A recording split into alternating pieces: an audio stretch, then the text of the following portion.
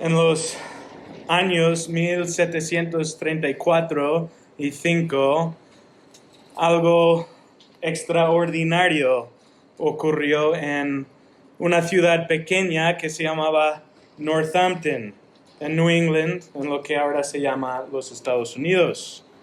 En esta ciudad pastoreaba Jonathan Edwards, un teólogo famoso. Y en los meses anteriores había un aumento lento pero notable del interés por lo espiritual en esa comunidad que antes era tan apática e indiferente a las cosas de Dios. Pero este aumento repentino creció y comenzó a producir fruto, y en el espacio de menos de un año, más de 300 almas fueron añadidas a la congregación de Edwards. Y estas conversiones fueron marcadas por vidas realmente transformadas por el Evangelio.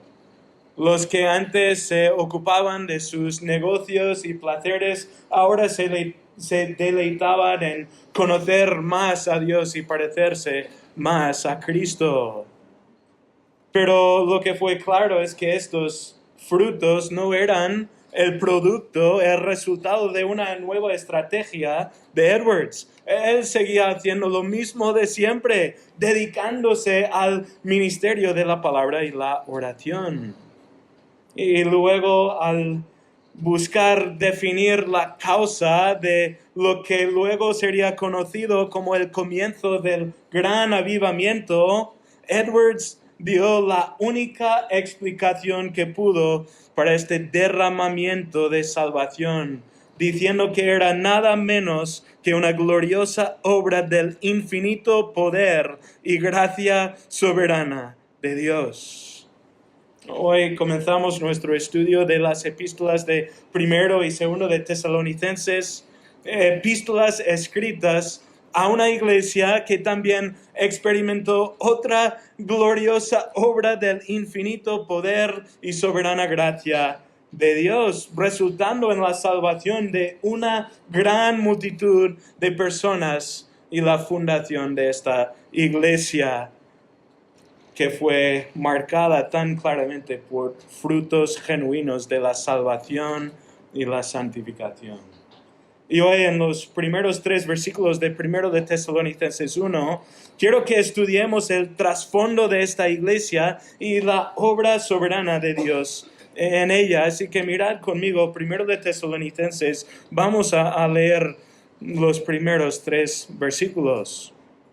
Dice el texto: Pablo, Silvano y Timoteo, a la iglesia de los tesalonicenses en Dios Padre y en el Señor Jesucristo, gracia a vosotros y paz. Siempre damos gracias a Dios por todos vosotros, haciendo mención de vosotros en nuestras oraciones, teniendo presente sin cesar delante de nuestro Dios y Padre vuestra obra de fe, vuestro trabajo de amor y la firmeza de vuestra esperanza en nuestro Señor Jesucristo. En estos versículos aparecen 3 elementos que revelan esta obra soberana de Dios en la fundación de la iglesia de Tesalónica. 3 elementos que revelan el trasfondo de la iglesia, un trasfondo que es vital para que entendamos esta carta que estamos estudiando. Así que en el texto quiero que vemos este primer elemento, que son los agentes de las obras soberanas de Dios en la iglesia de Tesalónica. Los agentes de la obra. Porque en su sabiduría Dios cumple sus propósitos eternos y soberanos en el tiempo por medio de vasijas de barro, personas pecaminosas y débiles, para que a Él sea la gloria, para que sea evidente que la extraordinaria grandeza del poder es de Dios. Y los autores de esta epístola eran estas vasijas de barro, estos agentes que Dios usó para dar nacimiento a esta iglesia en Tesalónica. Y los autores se ven en versículo 1. Dice Pablo, Silvano y Timoteo. Nos acordamos de que Pablo era este fariseo que violentamente se oponía a Cristo y perseguía la iglesia de Cristo. Hasta que en el camino a Damasco, el Cristo resucitado se le apareció y en un acto de gracia soberana lo salvó y le comisionó para ser su siervo, su instrumento escogido para traer el evangelio a los gentiles. Y en Hechos 13 vemos que Pablo salió predicando el evangelio por toda Asia en su primer viaje misionero, acompañado por Bernabé. Pero en la providencia del Señor, después del concilio de Jerusalén, en Hechos 15, cuando Pablo y Bernabé salieron en su segundo viaje, nos acordamos de que ellos tuvieron un desacuerdo.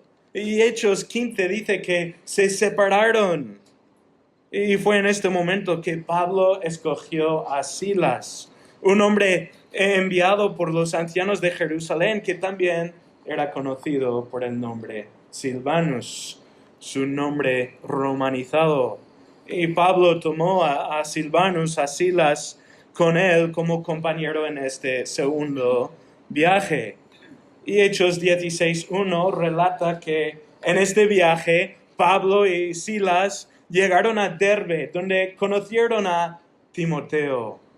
Timoteo era hijo de un padre griego y de una madre judía, con una buena reputación delante de todas las iglesias de la región. Y Pablo tomó a este joven como compañero también en este viaje. Y estos tres hombres fueron estas vasijas de barro que presenciaron la obra soberana de Dios en la salvación y formación de esta iglesia en Tesalónica. Fueron ellos que también escribieron esta carta a una iglesia que para ellos era muy amada. Y este amor que tenían para la iglesia se ve desde las primeras líneas de este saludo, porque en todas sus cartas, con la excepción de sus cartas a los tesalonicenses, Pablo usa un título formal, es Pablo apóstol o Pablo el siervo de Jesucristo, pero aquí es solo Pablo, Silvano y Timoteo. Y esto puede parecerse insignificante, pero es nada menos que un reflejo del amor profundo del apóstol para esta iglesia joven. Como veremos en capítulo 2, versículo 6, en todo su ministerio entre los tesalonicenses, Pablo nunca impuso su autoridad apostólica sobre esta iglesia. Y versículo 8 de ese capítulo da la razón. Dice, pues llegasteis a sernos muy amados. Y ahora por escrito, como un marido no apela a su autoridad sobre su mujer en una carta de amor, aquí tampoco Pablo apela a su autoridad apostólica sobre ellos, solo quiere expresar su amor por ellos. Y al leer esta carta es vital tener presente este amor entrañable de Pablo para con esta iglesia. Y es precisamente esta iglesia que es el segundo elemento que vemos en esta introducción. Primero vimos los agentes, pero segundo lo que vemos es la asamblea de Dios en Tesalónica, la asamblea de Tesalónica. Mirad versículo 1 que dice, Pablo, Silvano y Timoteo a la iglesia, la eclesia, una palabra griega que se refiere a una congregación, una asamblea de personas. Y Pablo escribe a esta asamblea, esta eclesia en Tesalónica. Tesalónica fue la capital de la región de Macedonia en Grecia. Fue fundada por Cassander, que era el cuñado de Alejandro Magno, y geográficamente fue un centro de comercio muy importante, tanto por su puerto que daba acceso al mar Egeo, como por su conexión con una ruta de comercio que se llamaba la Vía Egnatia. Fue una ciudad rica, fue una ciudad idólatra y una ciudad llena de inmoralidad. Y según toda medición humana, Tesalónica no era tierra fértil para el Evangelio. Pero es precisamente a Tesalónica que Dios soberanamente dirigió a Pablo y sus compañeros. Vayamos un momento a Hechos 16. Hechos 16, porque Hechos 16 hace claro esta dirección soberana de Dios al llevar a Pablo y sus compañeros a Tesalónica.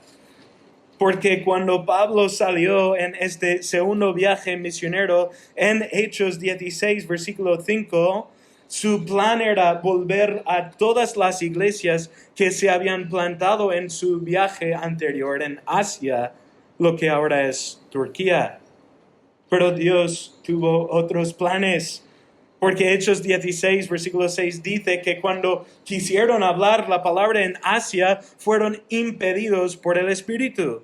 Y luego cuando intentaron ir al noroeste hacia Bitinia, versículo 7 dice que el Espíritu de Jesús no se lo permitió. Ahora no sabemos cómo fue esto en la práctica, pero queda claro que Dios soberanamente cerró la puerta al ministerio que Pablo tenía pensado en Asia, pero también soberanamente abrió otra puerta. Porque cuando llegaron a Troas, en versículo 9, en la costa oeste de Turquía, Pablo recibió una visión de Dios, de un hombre de Macedonia suplicando ayuda. Así que Pablo, Silas y Timoteo embarcaron para Filipos y después de proclamar el Evangelio en Filipos y ser encarcelados y luego expulsados de la ciudad, Hechos 17:1 dice que pasaron por Anfípolis y Apolonia y llegaron a Tesalónica. Y al leer todo esto, lo que es tan evidente es que Dios estaba en cada paso de este camino dirigiendo a Pablo y su equipo a esta ciudad pagana para predicar el Evangelio ahí. Pero la mano de Dios se hizo aún más evidente en el relato de las extraordinarias circunstancias en las cuales esta iglesia en Tesalónica fue plantada en Hechos 17. Mirad Hechos 17, versículo 1. Hablando de Pablo, Silas y Timoteo, dice, después de pasar por Anfípolis y Apolonia, llegaron a Tesalónica, donde había una sinagoga de los judíos. Y Pablo, según su costumbre, fue a ellos y por 3 días de reposo discutió con ellos, basándose en las Escrituras, explicando y presentando evidencia de que era necesario que el Cristo padeciera y resucitara de entre los muertos, y diciendo, este Jesús a quien yo os anuncio es el Cristo. Al llegar a Tesalónica, Pablo proclamaba este evangelio a los judíos. Y el texto especifica que lo hizo durante 3 semanas, 3 sábados. Y sabemos desde 1 de Tesalonicenses 2 que entre semana también estaba trabajando. Dice que trabajaba día y noche con sus propias manos para apoyar, sostener a su equipo y no ser carga para esta nueva iglesia. Y a la misma vez él estaba proclamando el evangelio a los gentiles. Y lo veremos con más detalle en el futuro. Pero lo que vemos aquí es que este ministerio de Pablo en Tesalónica fue muy corto, pero su fruto espiritual fue abundante. Este fruto se ve en Hechos 17, versículo 4. Dice el texto que algunos de ellos, es decir, algunos de los judíos, creyeron y se unieron a Pablo y a Silas juntamente con una gran multitud de griegos temerosos de Dios y muchas de las mujeres principales. Dice que había una gran multitud. Incluso muchas de las mujeres élites, creyeron y fueron salvados. Ahora no sabemos exactamente cuántas personas fueron salvadas durante este tiempo corto, pero esta frase, gran multitud, es la misma frase que describe la multitud cuando Jesús dio de comer a los 5,000.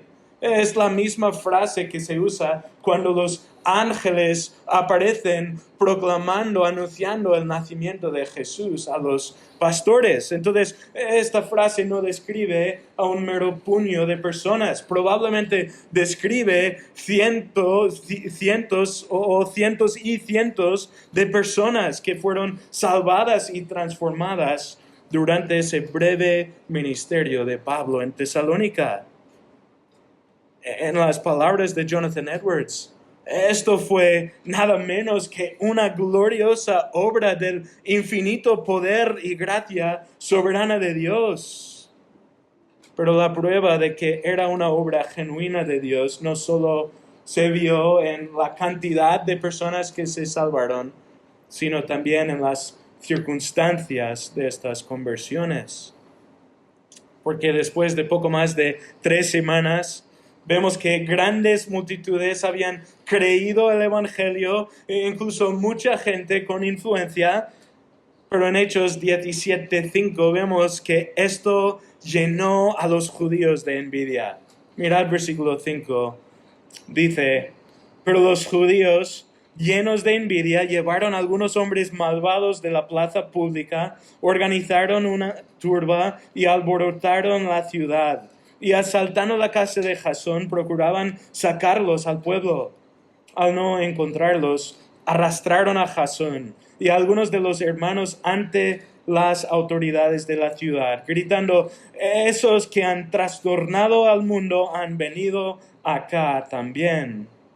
Y Jasón los ha recibido, y todos ellos actúan contra los decretos del César, diciendo que hay otro rey, Jesús, y alborotaron a la multitud y a las autoridades de la ciudad que oían esto.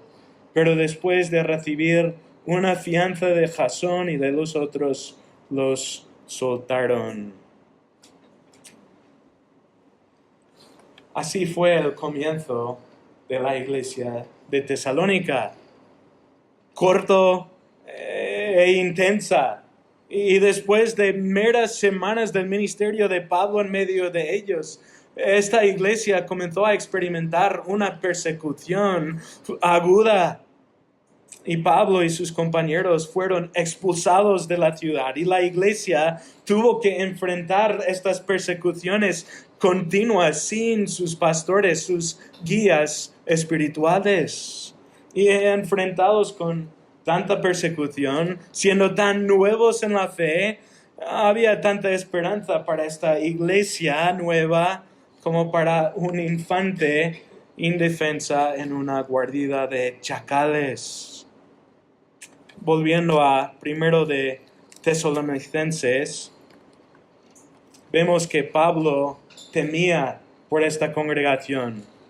En capítulo 3, versículo 5 dice que temía que el tentador les hubiera tentado y su labor entre ellos resultara vano. Temía que esta iglesia infante hubiera abandonado a Cristo. Así que unos meses después de ser expulsado de esta iglesia, cuando Pablo no pudo soportarlo más, él envió a Timoteo para traer un reporte del estado espiritual de esta joven iglesia.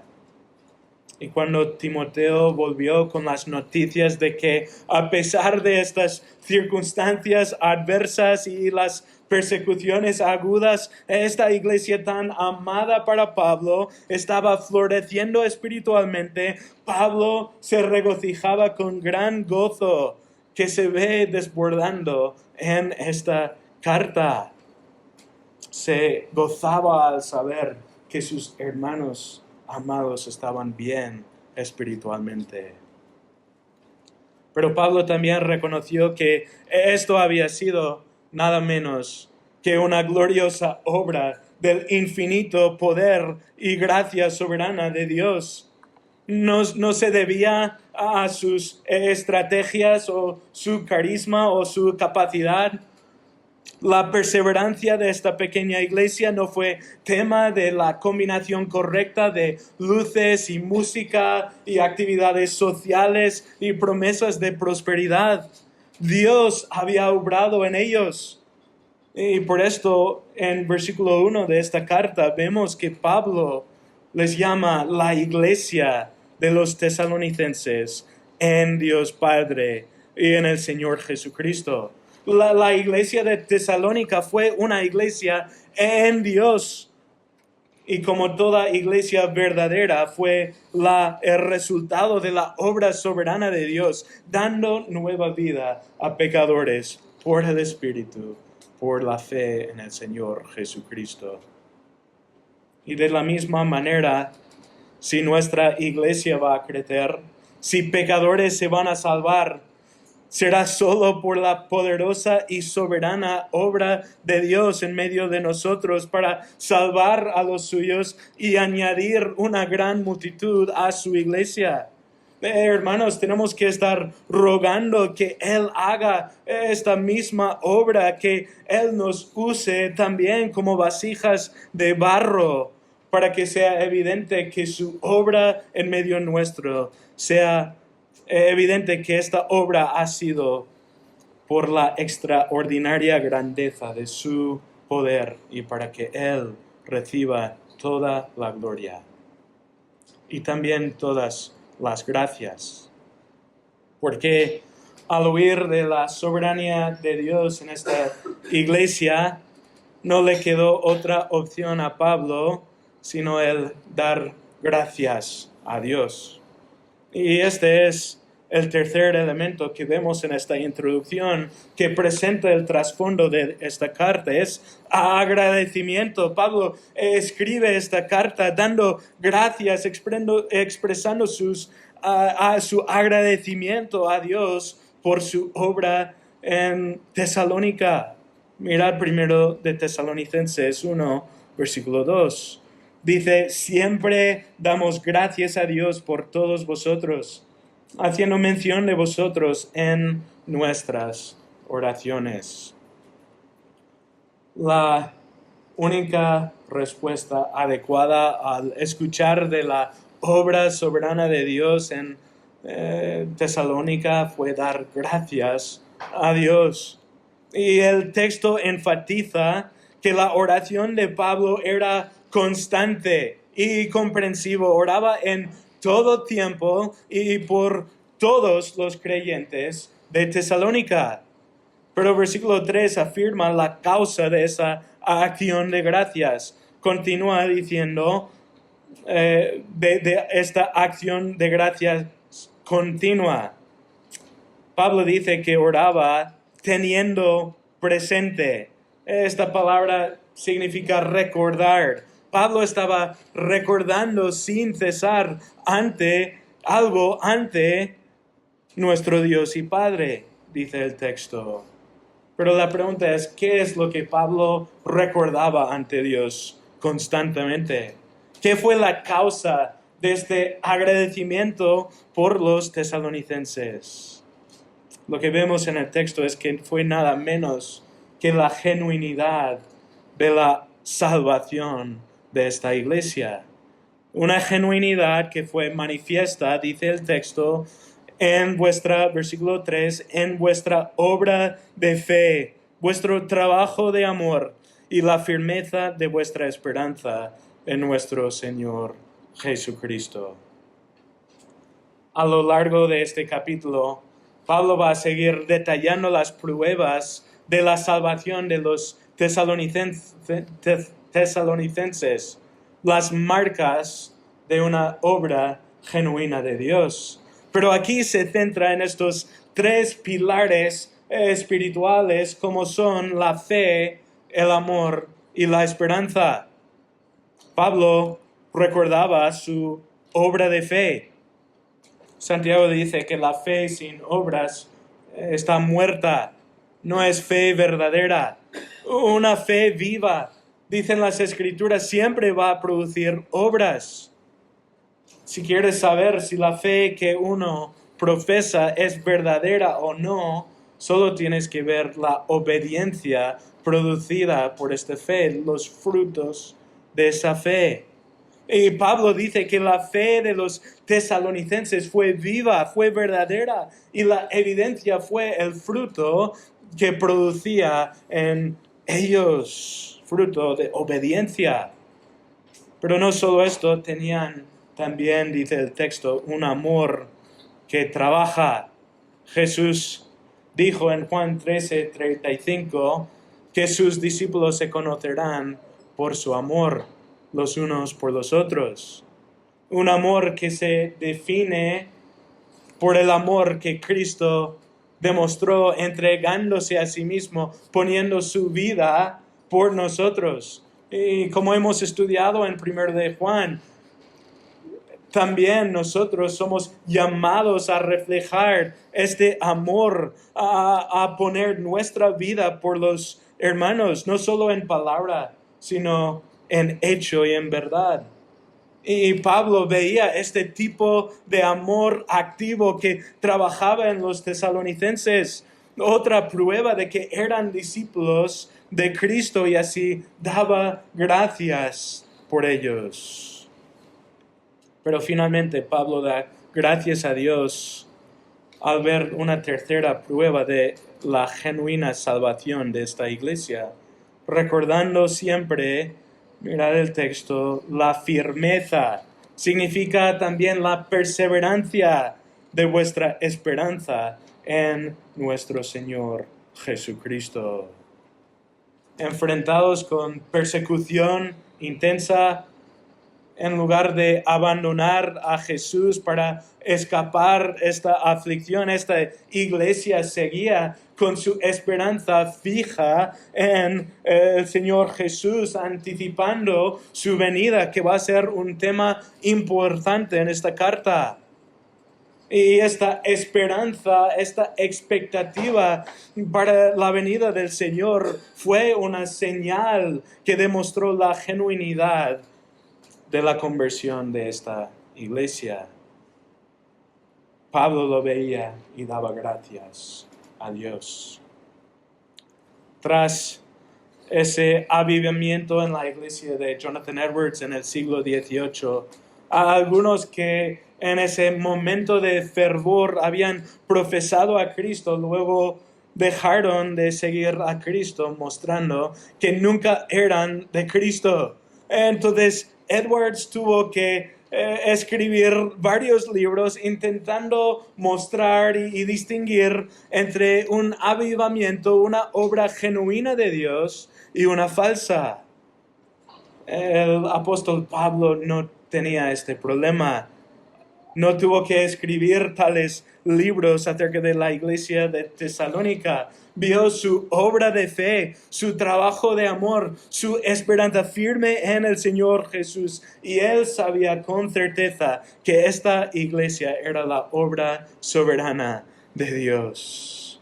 Y por esto daba gracias a Dios por su obra en medio de ellos. Quiero preguntarnos hoy, hermanos, si al ver estos frutos de una fe que obra, un amor que trabaja y una esperanza puesta y fija en el Señor Jesús, si al ver esto en nuestros hermanos, estamos dando gracias a Dios, estamos reconociendo que estos frutos solo se pueden producir en sus vidas por una obra que Dios ha hecho en ellos por su Espíritu. Estamos reconociendo que Él es quien produce este fruto y así dando gracias a Él por lo que Él está haciendo en nuestros hermanos? Tiene que ser nuestra respuesta al ver su mano obrando, su espíritu produciendo fruto en medio nuestro. Pablo vio este fruto en esta iglesia y dio gracias. Hemos visto un poco del trasfondo de esta iglesia. Hay mucho más que se puede decir, pero esta era la iglesia de Tesalónica cuando Pablo escribió esta carta solo unos meses después de Corinto. Fue una iglesia bebé, una iglesia enfrentando persecución intensa, pero fue una iglesia en quien Dios había hecho nada menos que una gloriosa obra del infinito poder y gracia soberana. En las palabras de Edwards, esta iglesia fue una iglesia en que Dios había obrado de tal manera para demostrar señalada y notablemente que fue su obra peculiar y directa. Dios estaba obrando de primera mano ahí y lo hace para asegurar la gloria enteramente para su omnipotencia y gracia soberana. Así es como Dios obró en esta iglesia de Tesalónica, para que Él reciba toda la gloria y honor. Oremos que Él haga esta obra aquí también. Vamos a orar. Dios, te damos las gracias porque sabemos que la salvación viene de ti. Las circunstancias alrededor se ven imposibles humanamente hablando. No hay esperanza de fruto por nuestros propios esfuerzos y habilidades. Y por esto confiamos plenamente en ti, oh Dios, para producir fruto, para salvar a pecadores. Y te rogamos que aquí en Madrid y en otras iglesias, aquí en España, que tú salves a más y más personas, que derrames tu gracia salvando a los que van rumbo al infierno. Permítenos, oh Dios, ser estas vasijas de barro que son usados como los agentes de tu obra, para que tú y solo tú recibas toda la honra y gloria. Oramos en el nombre de Cristo. Amén.